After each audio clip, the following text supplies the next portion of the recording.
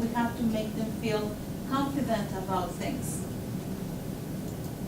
Then we have the introduction, but in the introduction, we have to focus the attention to the objective of the lesson.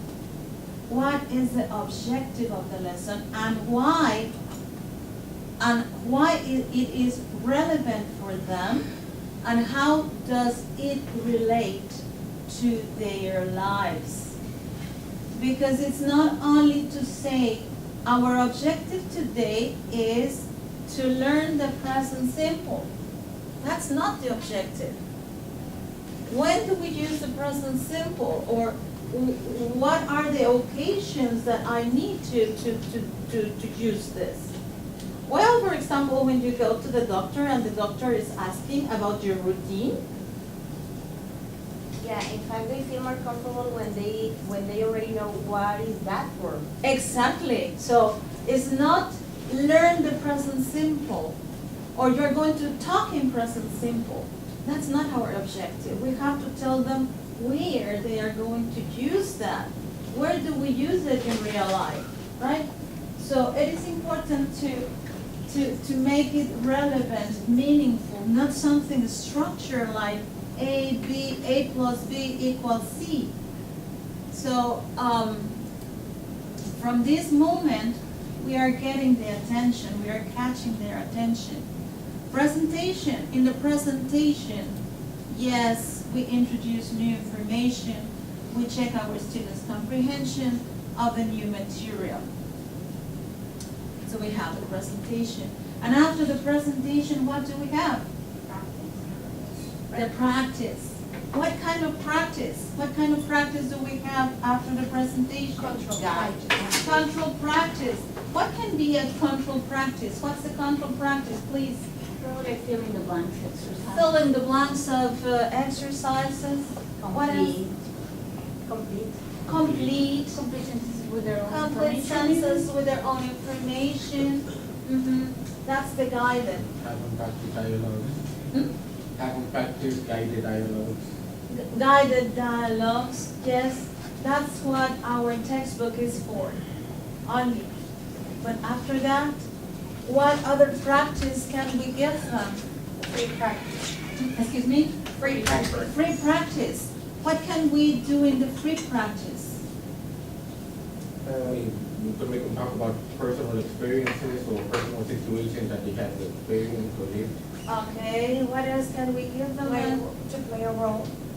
To play a role. To write about something. To write, because finally writing Yes. is producing the language, yes. So we have the practice, and we provide opportunities to practice the new language, not the old language, the new one. Activate the new one. And finally, well, I separated. This practice is the guided. And then I have the production practice. The production is where my student is free to say or to apply what they have learned. But this is the stage that we all complain about. They don't speak. They cannot speak. Well, what happened before? What did I do before that I couldn't reach this stage? And in the introduction, we talked about the objective. Well, my objective has to match the production stage. My objective has to match that stage, because this is where I want to take my student to do it. She's mentioning a role play. Okay, at the end of the class, I want my students to role play an interview with the doctor. And the doctor is going to ask about his or her daily routines. So I don't know, in an interview, something that is not scripted, that they can start just using the language. And our intervention is not required. We have to move away from that moment and just let them do. So I have some questions for you about this. How much interaction? Don't answer them to me. Don't answer them to me. Reflect on your classes. Reflect on your classes. And think about how much interaction is there among the students in each stage of your lesson plans. From the warm-up to the production stage. Is there only interaction in the production stage? Think about it. Do they work in pairs or small groups only in the production stage? Or do they work in small groups or pairs from the very beginning of your class? Are there any chances where they use the language to communicate and have fun? Only in the production stage or throughout all your class? So reflect about that. Think about these questions and consider them when you are planning.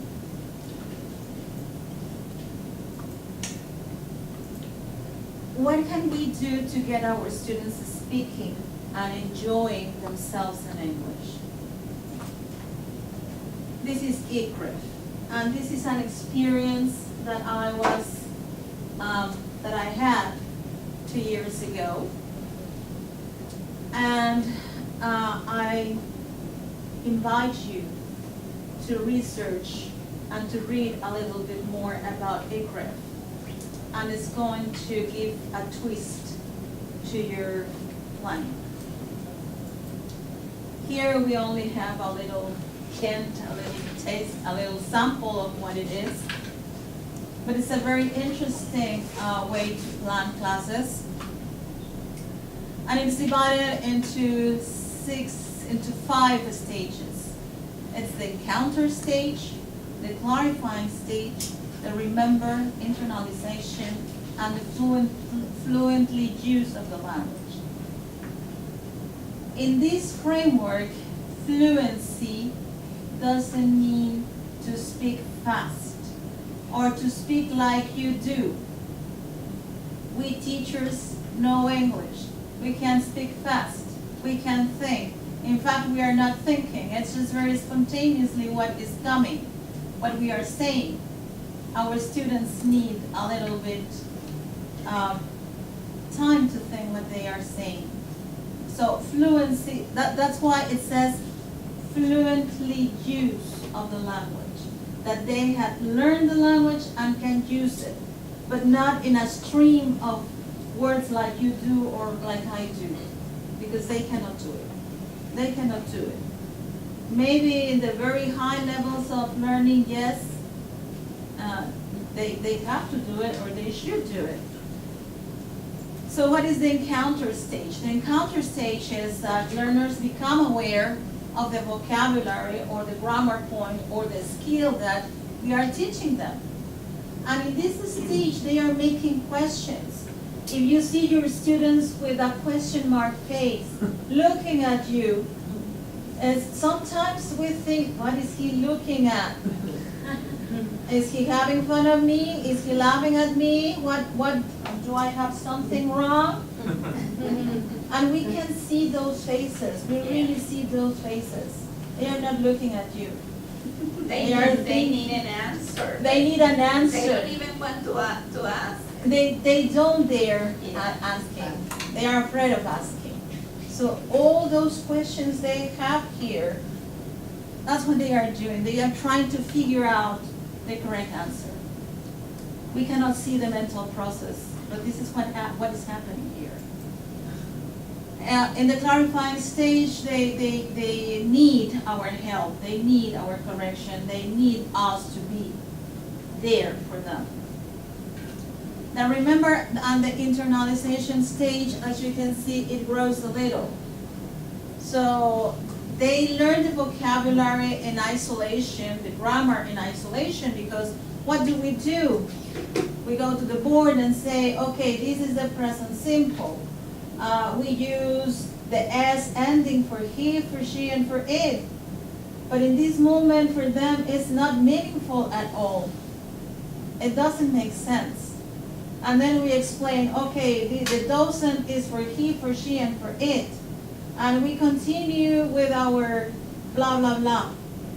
But we don't pay attention to what is happening to them. So they learn I mean, it's necessary. I don't say it's not necessary. It is necessary. But then gradually they can start using them in sentences, in questions, in more complex context. That is, in these two stages, is a textbook. We can use our textbook. But check your textbooks, because sometimes the activities are not scaffolded. Some of them are easy, some of them are difficult, and they go back to something in the middle. And then we have the fluently use of the language. As learners spontaneously produce and use the target information skill in a variety of contexts with ease. With ease. Not like fluently speaking, fastly speaking.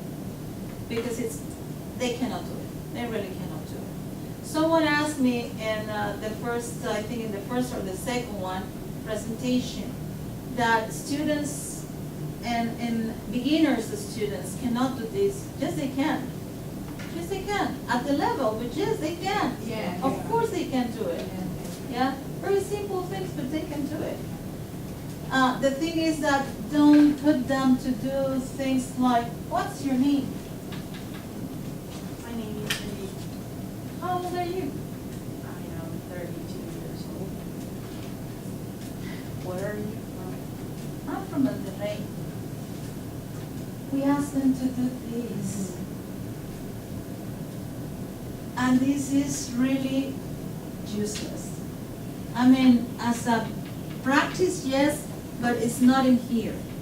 It's not in here. Can be here or here, but not in here. Yes, because we don't do that. Really, we don't do that. So I'm going to skip this. If you want my presentation, the mail is at the end. And because I would like to give you the experience a little and to think about. Okay? So fluency, what is a fluency task in this framework, in this planning? It has more or less the same things that we have listened and other in other workshops or in other literature that we have read. A fluency task has to be creative, personal, real life context. Why? Because in this way it can be meaningful. We help our students to make sense of what they are saying. They are not just repeating the present simple. Now it is making some sense. They choose the language they want to use. It's not what the teacher is telling them to use. What's your name? We give that language. Fine, thank you. How are you? Fine, thank you. That's the language we give them. But in this stage, they have to choose. Do I want to say it or not? Sorry for the yellow. Learners have a clear reason to listen to and to speak. Because what I am listening to from the other person, from my partner, is making me answer and reply.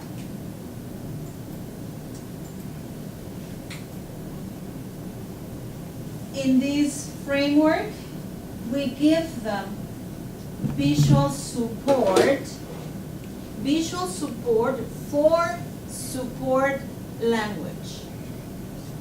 But we remove visual support for target language is removed. So we remove the present simple, we remove the vocabulary. We can give them a picture, we can give them, something you bring to the class, but we remove the target language there.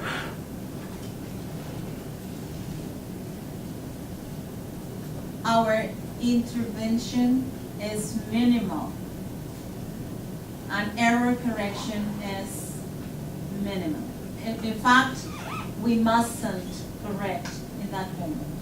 What do we have to do? We have just to take some notes of important communication errors.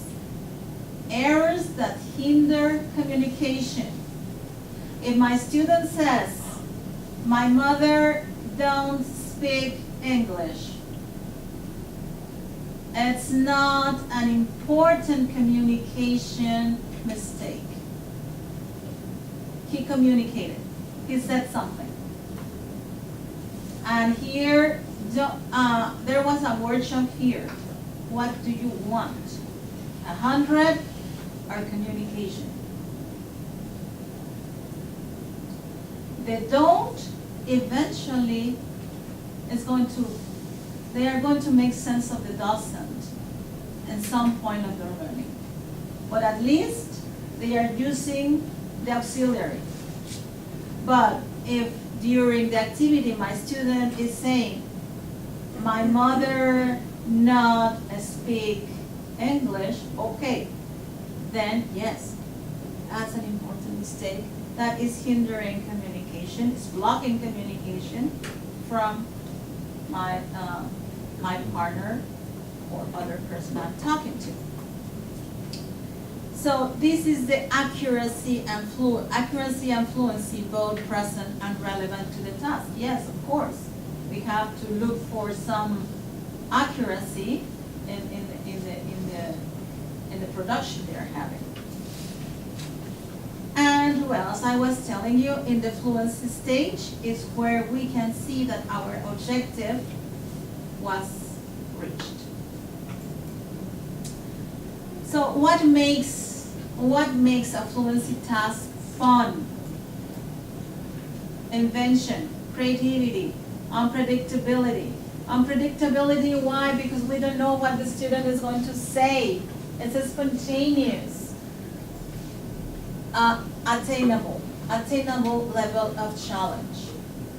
Don't give them something very difficult to work with or something very, very easy. And of course, there should be a balance between a structure and freedom. You have to give them a context to work. And the focus